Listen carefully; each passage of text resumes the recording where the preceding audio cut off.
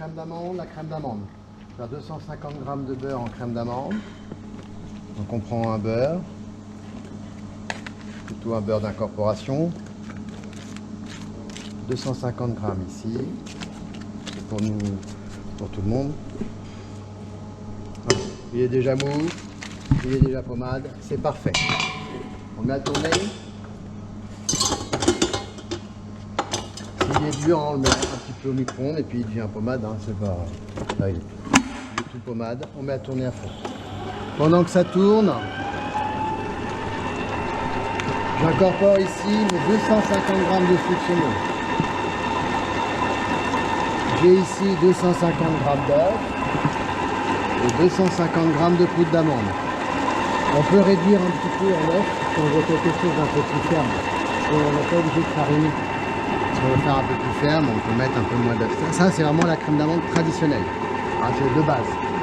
Et pour être sûr d'avoir une bonne stabilité, je rajoute, là j'ai rajouté 25 g de farine. On peut mettre de l'amidon, on peut mettre de la poudre à crème. La poudre à crème c'est de l'amidon. Donc du coup ça va permettre quand ça va cuire de se tenir un peu mieux. C'est pas obligatoire. Et là on peut réduire un petit peu en œuf. Des fois ça peut être un peu mieux pour avoir une plus grande fermeté.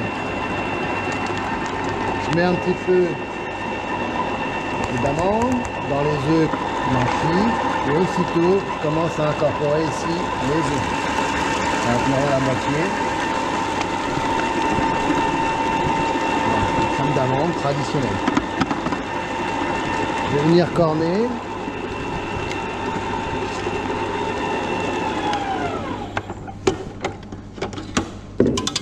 Toujours corner à la moitié pour être sûr que le beurre ne soit pas collé au fond, qu'il n'y ait pas de morceaux de beurre, soit bien homogène avant de finir de mettre les œufs. Voilà, le contrôle manuel. Comme quand on fait des grands volumes, on vient toujours contrôler. Hein. Voilà, alors on peut faire au sucre glace, c'est un peu plus lisse. Et au sucre glace par contre ça a tendance à gonfler davantage. Il faut être vigilant, puis dans le sucre il y a déjà de l'amidon. Donc des fois on peut en mettre du sucre glace et pas de farine. Voilà. Compenser. Je prépare mon bassin ici. Une fois que j'ai corné, je continue à mettre les œufs. Voilà, progressivement. Je laisse bien tourner les œufs.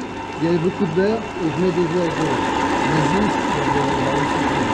Donc ça va aider à faire cette émulsion là. Ça va aider à avoir une belle émulsion. Et le beurre avec l'eau des œufs, eh bien ça va s'émulsionner avec les jaunes de l'œuf. Et c'est ça qui se passe. Il n'y a pas d'air dedans. Il y a un petit peu d'air bien sûr le fait de fouetter. Il n'y a pas d'air. C'est d'abord une émulsion. C'est ça qui nous intéresse. Il faut savoir que c'est vraiment on essaye de faire ici une émulsion et on va stabiliser avec un petit peu de farine. C'est pas un foisonnement. Voilà. Une fois que c'est bien monté, bien blanchi, comme une mayonnaise, hein, ça s'est émulsionné. Donc je vais pouvoir ici. Alors, des fois il faut être patient parce qu'il peut y avoir les grains de sucre qui ne sont pas encore dissous dans l'eau. Et donc du coup on a moins de viscosité, donc l'émulsion elle se fait moins facilement. Une fois que c'est bien blanc, on peut arrêter pour voir. C'est vraiment ferme. Hein. Il faut toujours que ce soit bien ferme, bien blanc. Hop. Vous voyez? Ouais. Et donc là, on ne met pas la farine tant que c'est pas comme ça. De toute façon. Donc là, c'est pas mal. Je mets la farine. Je mélange bien cette farine.